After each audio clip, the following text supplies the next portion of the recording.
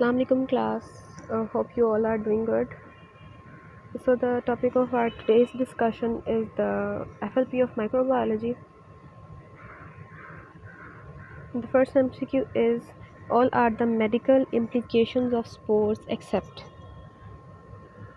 इसमें उसने पूछा है कि मेडिकल इम्प्लीकेशंस जो बताई गई हैं वो सब हैं, कौन सी नहीं है, तो उसमें है they exhibit no measurable metabolic activity, कि उनकी जो है वो कोई मेटाबॉलिक एक्टिविटी नहीं होती, बल्कि वो जो है होस्ट में जाके रिज़ाइड करते हैं और जो है वो डिज़ीज़ कॉज करवाते हैं, इन्फेक्शंस कॉज करवाते हैं. Which of the following chemicals is used to sterilize heat sensitive materials such as surgical instruments in the hospital? तो स्टरलाइजेशन के प्रोसेस में आपने, जब मैंने आपको मेथड्स लिखने के लिए दिए होंगे तो आपने पढ़ा होगा कि हम जो है वो इथाइलिन ऑक्साइड को जो है वो स्टरलाइज करने के लिए जो है वो यूज़ करते हैं हमारे जितने भी सर्जिकल इंस्ट्रूमेंट्स हैं या वो हीट सेंसिटिव मटेरियल्स हैं. तो इसका करेक्ट ऑप्शन है इथाइलिन ऑक्साइड.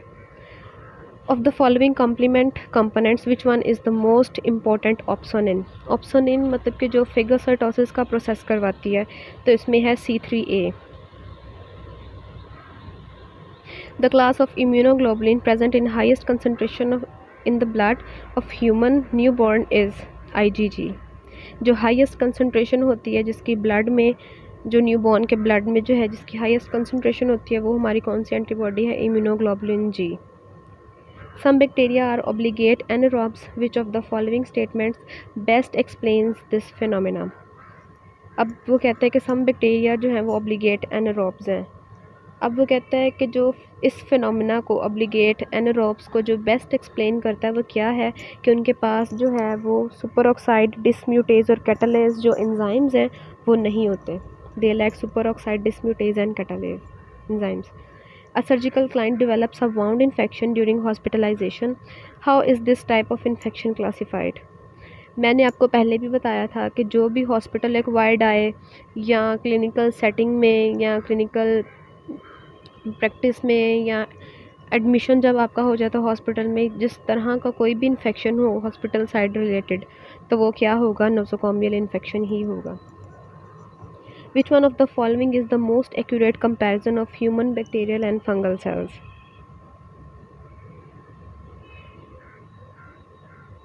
इसमें है human and fungal cells have similar ribosomes. Human और फंगल सेल्स जो हैं उनके पास जो है वो राइबोसोम्स डिफरेंट सिमिलर होते हैं, जबकि बैक्टीरियल राइबोसोम्स जो होते हैं वो डिफरेंट होते हैं, इनका साइज़ डिफरेंट होता है.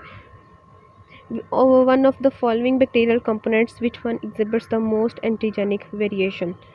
एंटीजेनिक वेरिएशन इन सब कंपोनेंट्स में से किसकी सबसे ज़्यादा है? तो वो है capsule.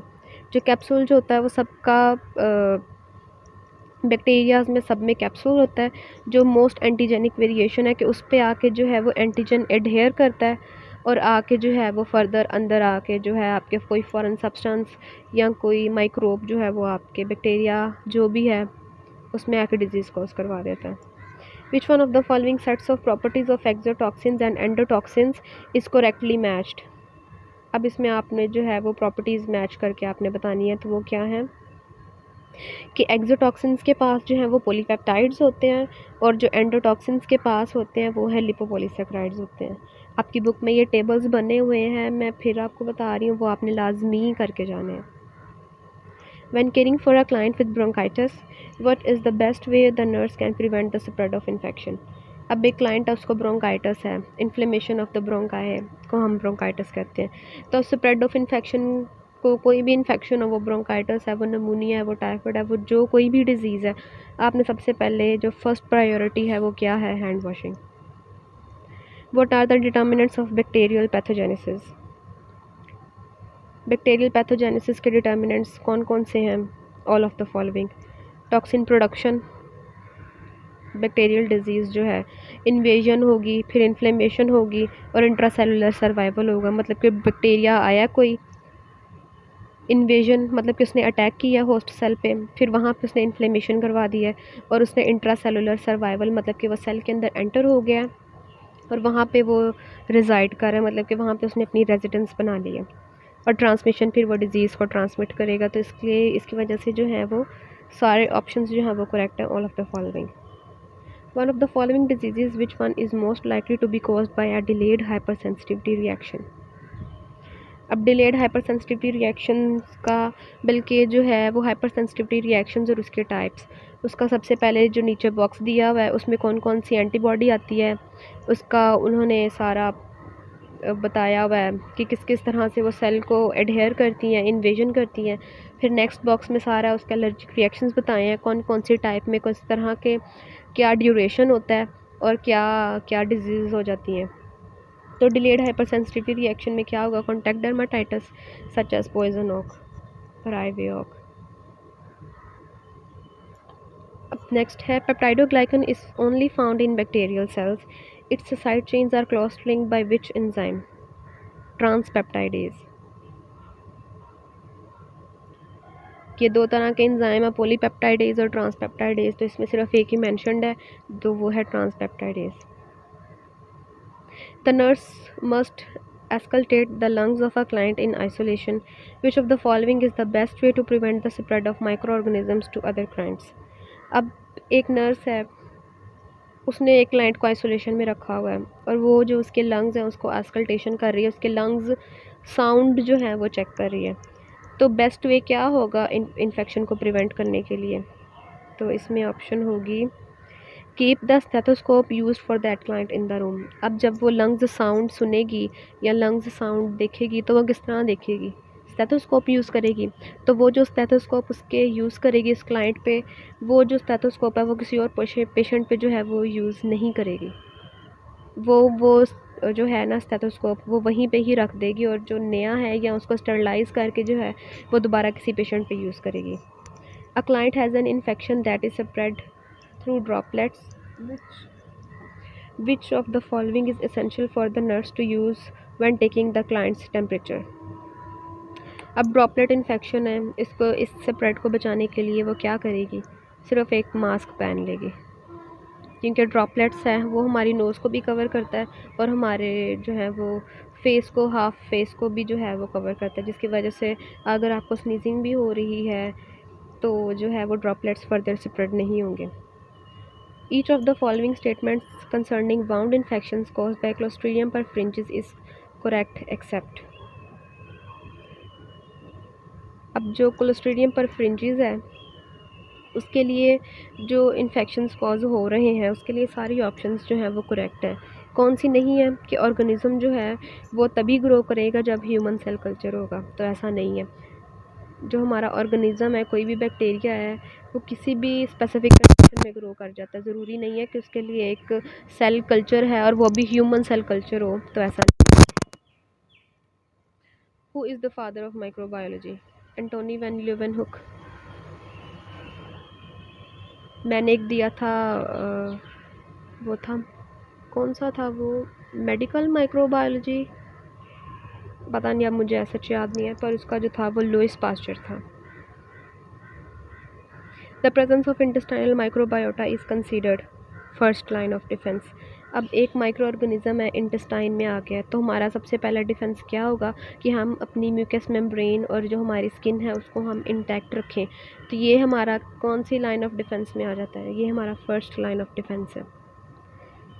Regarding the graft versus host reaction, which one of the following is most accurate? Grafting होता है कि हमारी कोई भी ट्रांसप्लांटेशन करनी हो हमने उसको हम, तो इसमें जो करेक्ट ऑप्शन है वो क्या है, it is caused primarily bye mature T cells in the graft. ये क्यों कॉज होगा, क्योंकि हमारे जो ग्राफ्ट में मैच्योर टी सेल्स हैं उनकी प्रेजेंस होगी, जिसकी वजह से जो है वो ग्राफ्ट वर्सेस होस्ट रिएक्शन हो सकता है।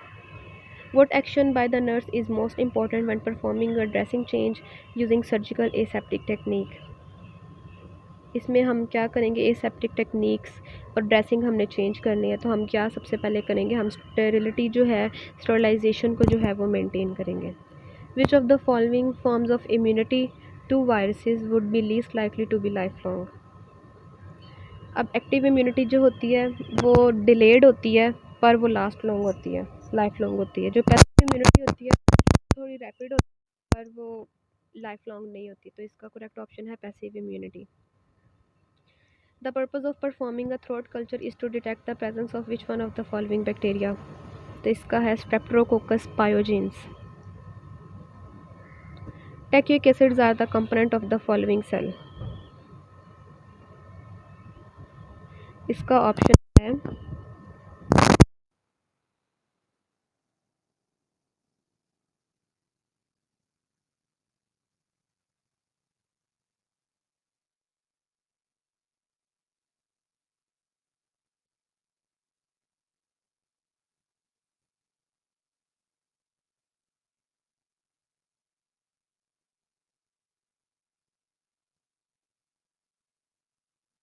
आपने जीन इंकोडिंग से आपको पता चल जो है वो जेनेटिक वेरिएशन आ रही है, मतलब कि इनहेरिटेंस आ रही है कि पेरेंट्स टू ऑफस्प्रिंग या जेनेटिकली जो ट्रेड्स फर्दर आगे ट्रांसफ़र होते हैं।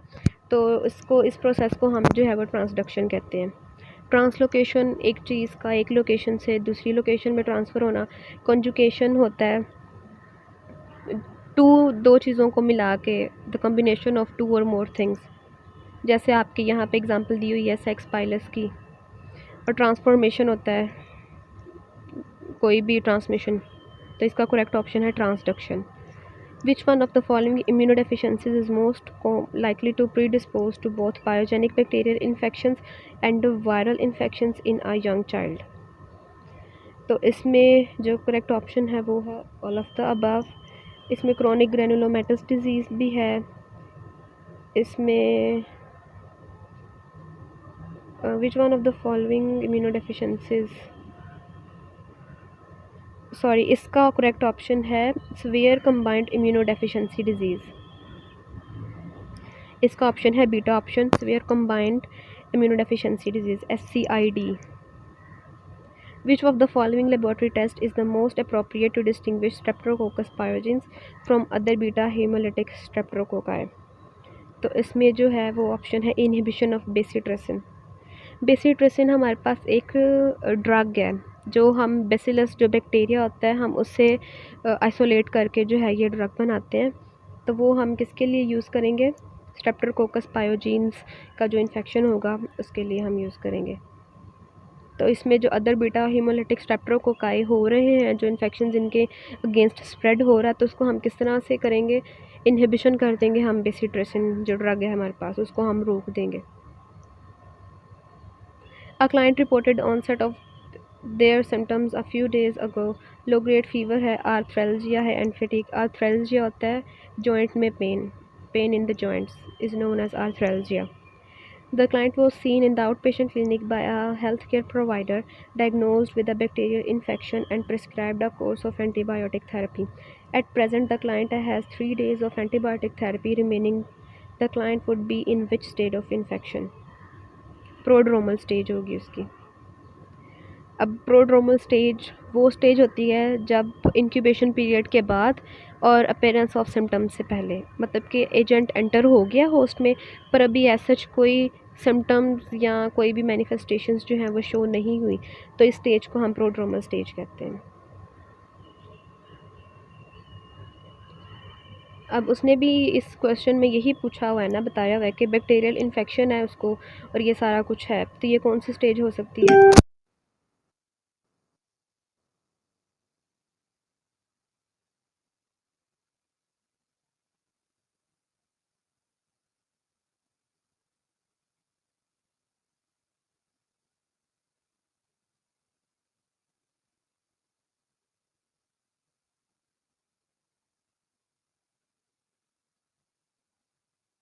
नहीं लिया गया अप्रोप्रिएट ट्रीटमेंट, उसकी रिपोर्ट्स ठीक नहीं आ सकती, या हमें उस टेस्ट को रिपीट करना पड़ेगा, या उस पेशेंट को having to subject the patient to another potentially painful procedure, या उस लेबॉर्ट्री टेस्ट की जो डिटेल्स आएंगी हमारे पास वो तो गलत आएंगी, तो उसकी वजह से हम उसको किसी और पोटेंशियली पेनफुल प्रोसीजर की तरफ भी शिफ्ट कर सकते हैं।